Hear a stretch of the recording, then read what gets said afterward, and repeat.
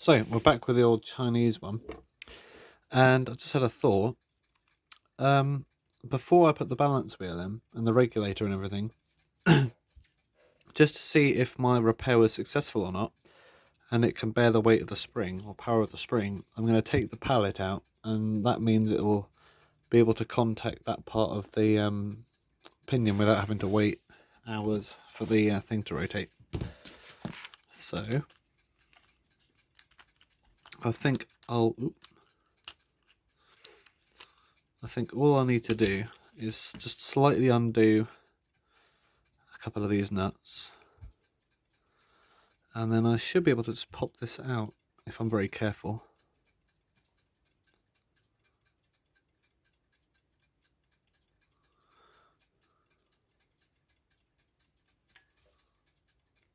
Yeah, there we go. If I can get it out properly. There we go. So now I can tighten these back up again. And hopefully, if we keep an eye out on the thing there, it is now putting all of its force on my repair. So it's holding up, but let's use the whole spring as a run through. Just before I do that, I'm actually going to oil it because there's no oil in there, and it might cause some excessive heat and wear if I let it run at such a high speed without any oil. So I'm going to use this thing for oiling because it's a little thing. It seems to be about the right size.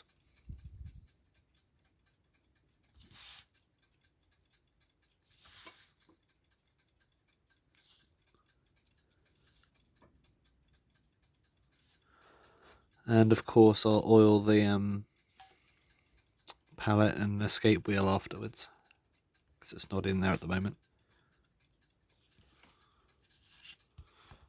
This cotton bud's in there just to stop it from spinning already.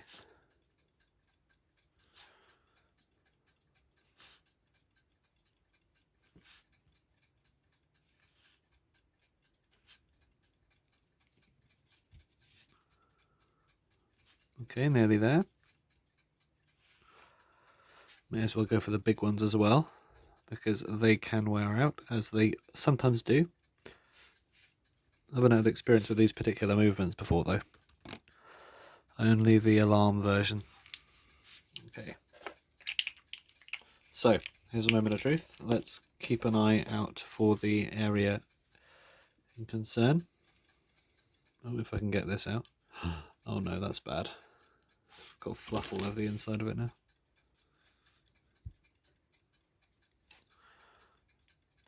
There we go. Right, let's check on this area.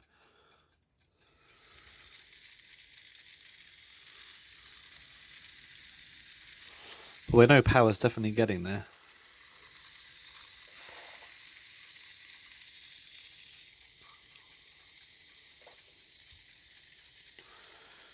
Yeah, I'm pretty satisfied with that.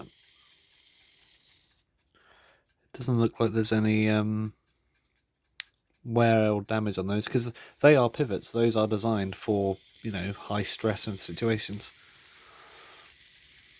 So yeah, I think we've got the right choice of wire for that, or thick rod. The thin rod is quite thin, isn't it? Slightly different mix of metal though. Looks like high copper brass. Actually, no, not for a pivot. It would be steel, wouldn't it? Some kind of steel with a special treating on it. Yeah, okay, that's holding up fine. So I'll undo these again slightly, and I'll get that pallet back in there. And then we should be nearly done, because after that, all that's left to do is to install the balance wheel. Ooh.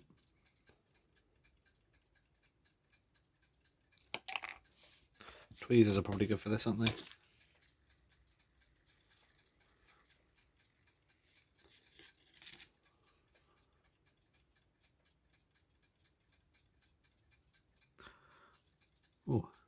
quite slippery. That's how clean it is. It's so clean that it is slippery.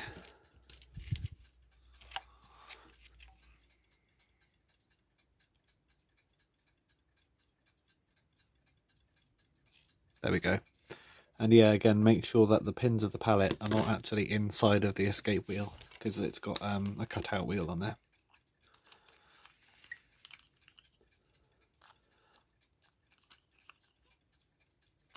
Okay.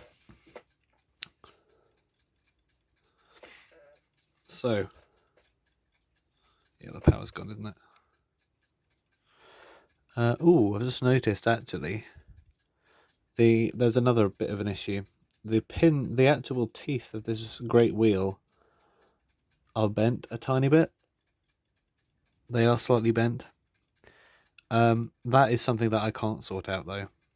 I don't have the ability to actually cut teeth and replace them. And I don't have a spare wheel either. Or do I? Let's just have a find out. I did scrap one of these movements a long time ago, but foolishly I sold a lot of the parts as steampunk on eBay.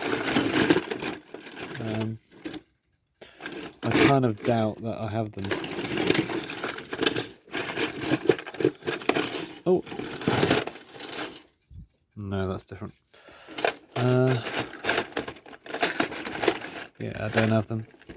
Oh well. Well, as you saw, it does, it does run continuously like that. There's probably a slight risk of, I don't know what causes that. I think that is because of the missing pins on that pinion. Pinion there. When it went over that one time, I don't know what caused it, but somehow when it went over that pinion, it slipped and this wheel went for a bit, and quite a few of the teeth are slightly slanted over. But as you saw, it does have the ability to mesh still, so I think that was the main issue with that bent pin in there. So I think we're just going to have to work with it as it is. I mean, yeah, done all I can, to be honest. So, we have our regulator. I feel there should be something else in there.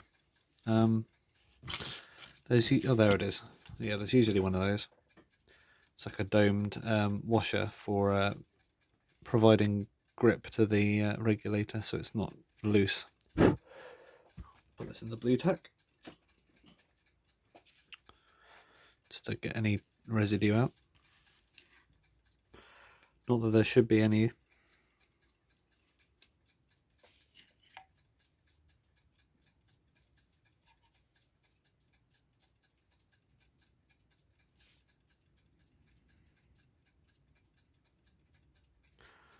My camera's telling me I've only got 53 minutes to record, but I think that's totally fine because I'm not going to use all of that time.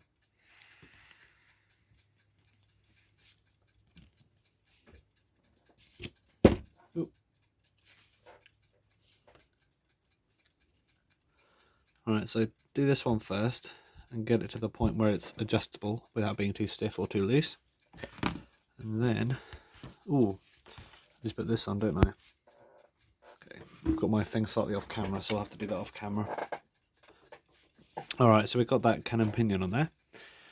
But I will, actually, is there anything else I can do before the balance wheel? Let's put that on there. Yeah, I'll do these first, I may as well. It's an extra wheel there, wasn't it? I think I need to oil it though. Usually you can get by without oiling motion work. I don't think you're supposed to. So we have this. It's actually remembered.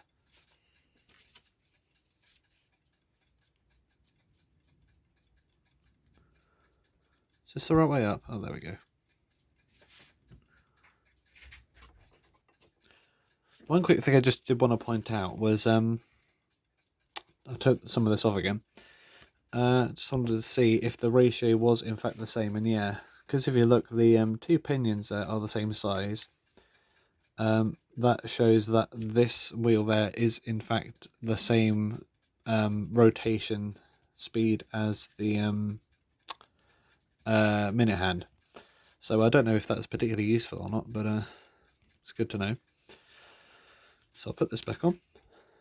Another thing I was going to say was the thing, this piece here, if you're used to the alarm version of this movement, it'll have a slightly different shape because of the well, the plates are a different shape, and there's also an extra wheel there, so it's got this bit cut out of it. So just thought I'd say this is a much nicer shaped piece of metal than the alarm version.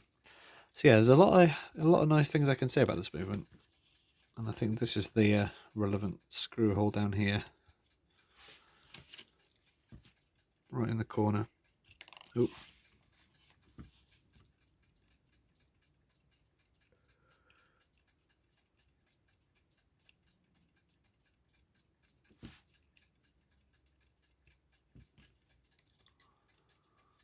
So I'll make that centered.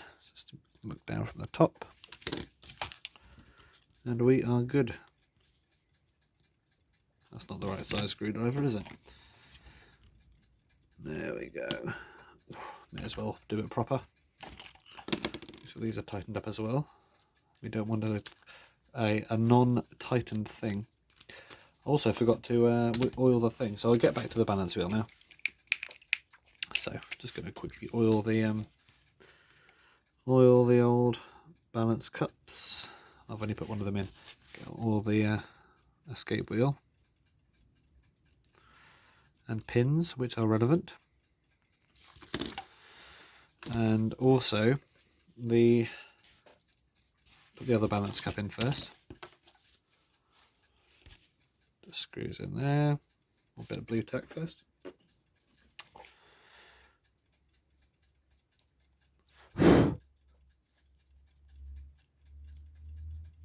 Alright, that is that lined up? I don't want to cross thread it because it's jeweled, I think. Yeah, that's fine. It needed pliers in the start, I think, didn't it? So where's the old? Let's use this to oil it.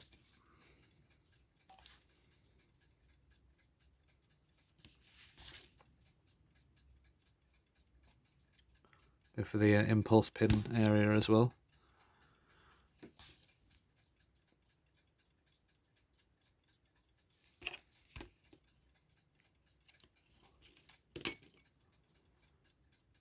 That'll do. Alright. So, let's get this in there.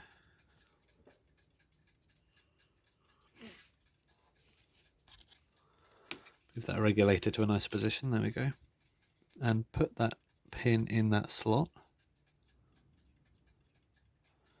And very carefully, with these very delicate thin pivots, I actually think I've got a spare one of these balance wheels, and I didn't know what it was used for, but I think it's one of these. I did not know these had dual things. Maybe the later ones didn't. Let's tighten it up.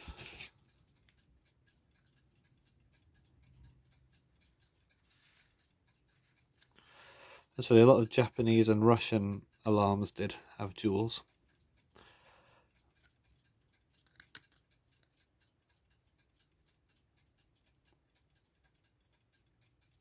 So I suppose the Chinese ones did as well then.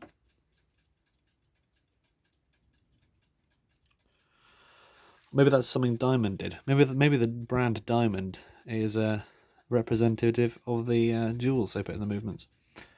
So this is beautifully smooth now. Look at this. This is the smoothest balance wheel I've come across in a long time. Look at that. So let's put that spring in there. Like that.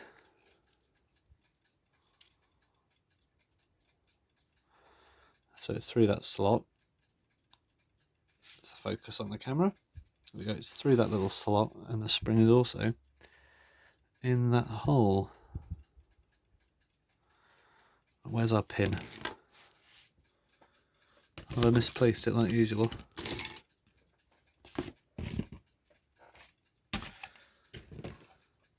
Honestly, not surprised.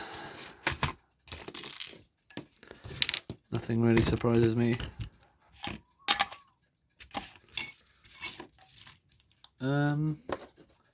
Yeah, I honestly didn't really think I did misplace it. I was hoping I'd just find it while saying that, but Maybe that's... Oh no, there it is. Okay. I was looking for a thin copper one for some reason, and it obviously wasn't that. What had a pin like that in it? The Beetle, I think. Okay. Also have a habit of doing stuff, thinking it's on camera when it's actually about a mile away, so sorry about that. Oh dear. It's coming out. There we go. I'll try not to kink anything.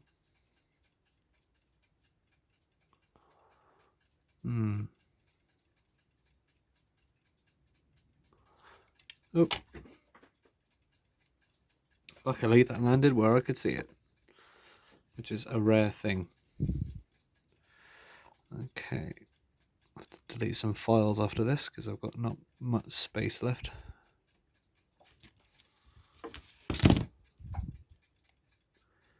Make sure that's in there well, and I did kink that spring, I know. So just quickly give it a counter kink. And we should be... Oh, it's very overbanked actually, hang on a mo. How very normal. Okay.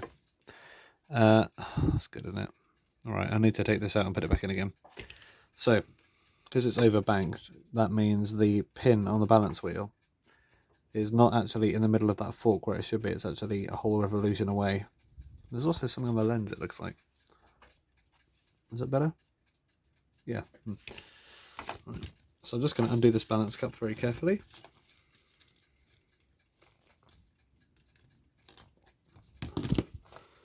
Better than redoing the pin.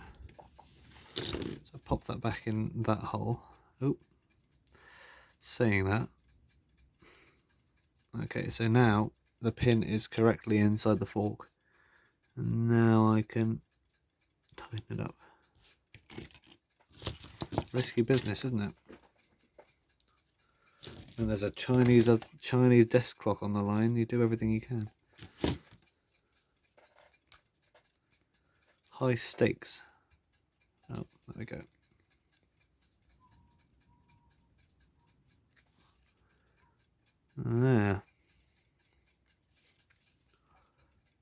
There we go. Ah, look at that. Right, and then there's no power in the spring, so it's running without any power in it, which is very impressive. Make sure it's not too loose or too tight. You want minimal play, but not stiffness. I'd say we're nearly there, maybe a bit more. Yeah, do not over tighten these, because if you break those tiny little shaft ends, then you've broken those tiny little shaft ends. So now is the time to check if this works. I was hoping to get this clock reassembled under 15 minutes, but looks like we're going to have to make it 25. That's all right with you. Oh, well, it wants to run. Not very impressive though, is it? These are more of a wind up. Big old spring. Well, it's not a big spring. It's a long spring. Long spring means long run time. Big spring means powerful clock. It needs a lot of power to shift through all the dirt in the wheels. That's all right actually, isn't it? So let's put a bit of oil on the old. Actually, I'll use a thicker oil for that. I usually do, don't I? I'll be done with that. Oh. 3 in 1. You see that? It's got a 3 in a 1.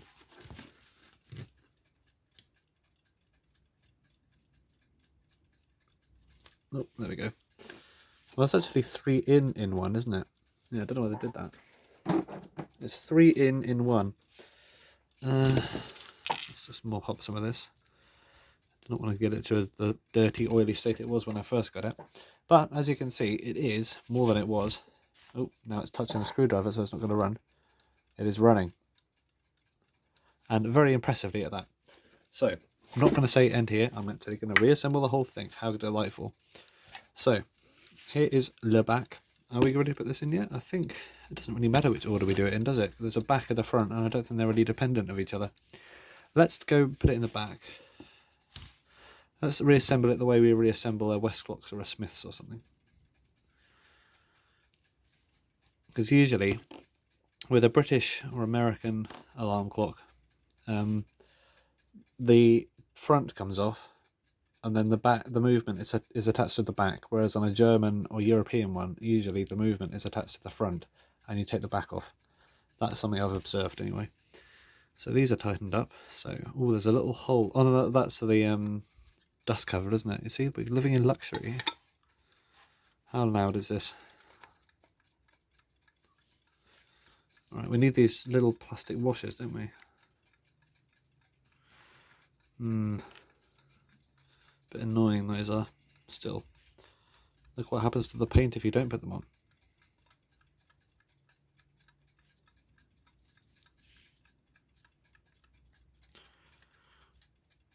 Actually, I think that was that paint loss is because the paint got stuck to the washer, and when I took the washer off, it pulled the paint with it.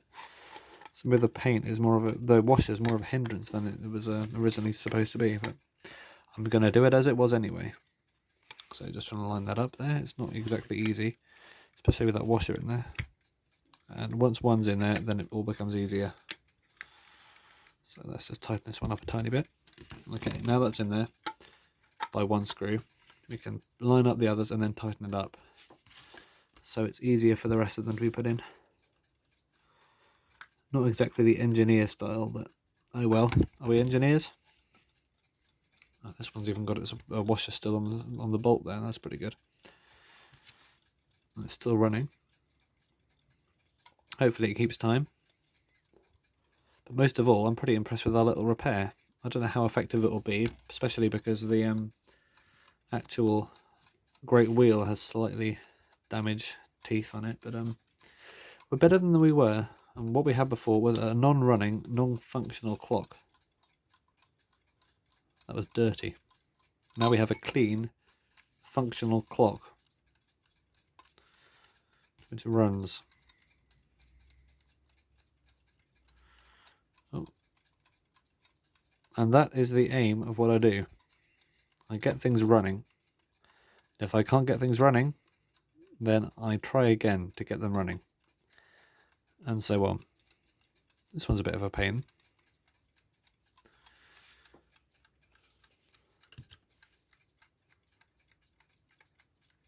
And there we have it. Right.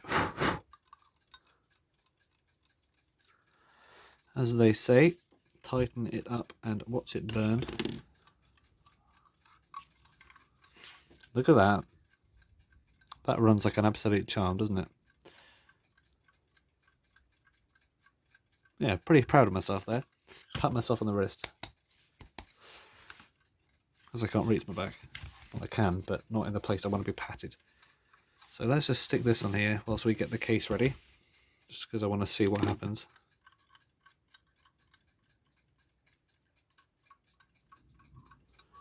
Oh yeah. Proper Chinese sweep hand. It's not even on straight. Right. So, here is the front of the clock. And that is the bottom because it's got those two holes where the feet go on. I've actually cleaned up this case a little bit, so if you want to stop it and clean up your own case, then go ahead. Have I? Oh no, yeah. There we go. Oh no. The actual, oh no, I could just twist it and do that, can't I? Yeah. I was going to say the thing there is under the wheel, but I had to just rotate it. It was okay. So there were no washers inside here. But yes, one of them was smaller than the other two, wasn't it? That I actually remembered.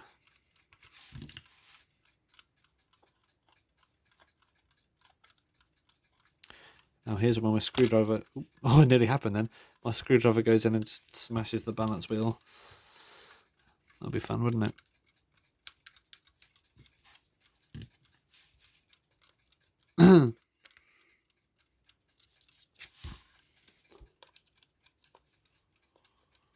Dum-dum. Alright, we're doing this one up. That's pretty good. Yeah, I'm really impressed with this. It's running really well. Take this with me when I go.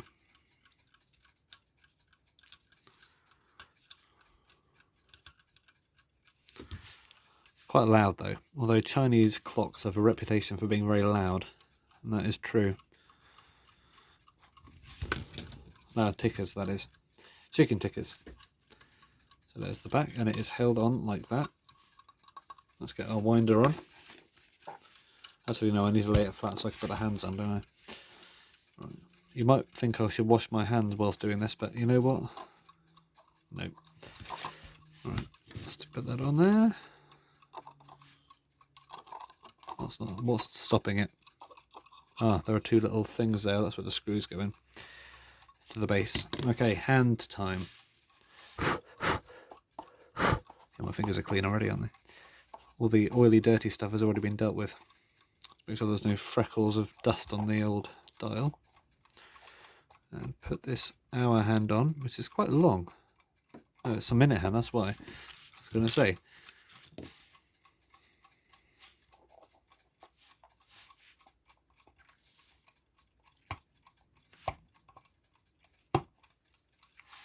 Is that too close to the dial? It is a little bit, isn't it? I do not want to scrape this, especially because it's in such great condition. And it still wants to scrape, okay. Need to get it right on the edge. There we go. Barely scraping. So let's put our little knob on actually, because I need to set the time to be exactly 12, where it does not line up with the diamond because the dial's off center. That's good, isn't it? So let's focus. There we go. Move this dial there, and so it's in the middle, like that. That's perfect. And then I can fold these tabs in, which hold it all together. And hopefully that is the last time these tabs will be folded. There we go. That's pretty good, isn't it? So, minute hand. I do not want to touch the shaft of the second hand because it's quite delicate, and it's literally the fourth wheel in there right now. Oh, that was good. Excellent work.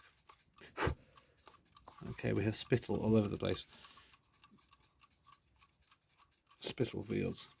Ooh, there's all kinds of drips and stuff on here. Alright, there we go. That's very zoomed in, isn't it?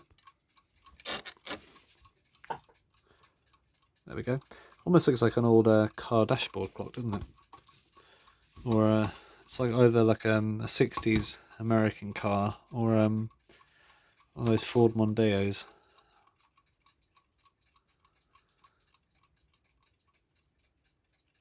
Right, let's push it on with very great care.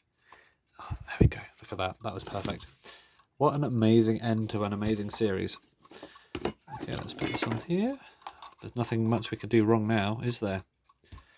There are little holes there, and I don't know why. Oh no, those little holes in there, little nicks in there to cope with the. See, they thought about this. They thought about the protrusion of the screwing into the thing. Right, that's where the feet go, isn't it? So then we have our glass, which I have not cleaned yet. So let's give it a bit of a breath and a wipe, because that's really all you need for these. Unless you need polish when it's particularly dirty, or Windoline or something.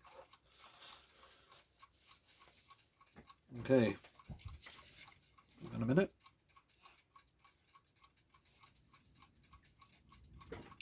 One moment, please, as Big Clive says. Accidentally just said that. Sorry, Big Clive, just ripped you off. Right, there we go. There's a chip on there. Is that a chip or is that glue or something? I think it's actually... No, it's like some scratch. Oh well. Hopefully it didn't make it much worse. Yeah, it sort of puts a shadow on the dial, doesn't it? In a moment. Is this really stuck on there? I don't know what that is. I don't want to scratch it off. Oh well. Well, we'll have to live with that tiny little shadow, but otherwise it's good, isn't it? What a pain. Right, what an ugly end. Okay, we need to clean this, don't we?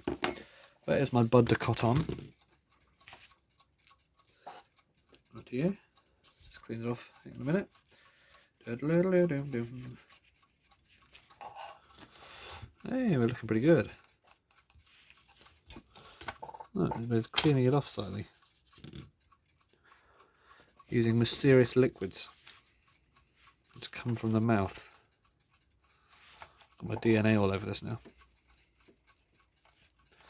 Good to know. If you want to track me down, come into my house and take this clock and you'll have my DNA. Alright, there we go.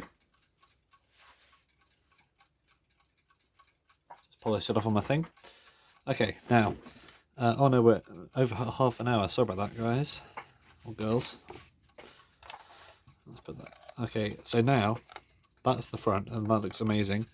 Let's flip it upside down and stick these washers in there, because those are where the feet go on. So that's one. Let's put one foot in there. Oh no, I can still do that, can't I?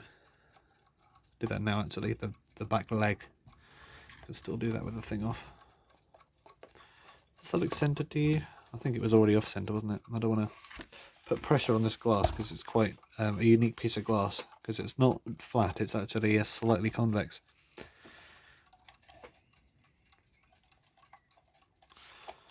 There we go.